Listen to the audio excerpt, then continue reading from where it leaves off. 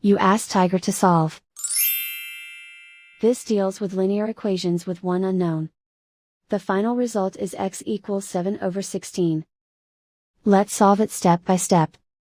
Group all x terms on the left side of the equation. Add 9x to both sides. Group like terms. Simplify the arithmetic. Group like terms. Simplify the arithmetic. Group all constants on the right side of the equation. Add 5 to both sides. Simplify the arithmetic.